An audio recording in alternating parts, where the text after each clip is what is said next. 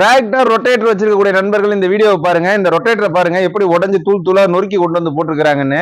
இந்த ரொட்டேட்டர்ல என்ன ஃபால்ட் ஆயிருக்கு அப்படின்னா, இந்த ஆக்சில் போல்ட் இருக்குல்ல, இந்த ரொட்டரியும் இந்த ஆக்சிலையும் சப் ஆக்சிலையும் கனெக்ட் பண்ணக்கூடிய இந்த போல்ட் வந்து 2 போல்ட் வந்து லூஸ் ஆகி எங்கேயோ வயல்ல விழுந்துருச்சு போல் இருக்கு. மற்ற 4 போல்ட் அட்டன் டைம்ல கட் ஆயிடுச்சு. ரெண்டாவது வந்து பாத்தீங்கன்னா, இந்த சைடு அதோட ஆப்போசிட் சைடு, அது வந்து செயின் சைடு, இது ஆப்போசிட் சைடு. இந்த ஆப்போசிட் சைடு பாத்தீங்கன்னா எப்படி பேரிங் உடஞ்சி குழவா போயிடுச்சு பாருங்க. இந்த ஆக்சில் தெரியும் உங்களுக்கு. இந்த ஆக்சில் இன்னும் நம்ம கைட்ல எந்த அளவுக்கு தெரிஞ்சு போயிருக்குது பாருங்க. பேரிங்கோட உள்கோணுங்க, இன்னர் கோணுன்னு சொல்லுவாங்க. ஸோ இதோட ஆயில் சில்ஸ் எல்லாமே இப்படி இருக்கு.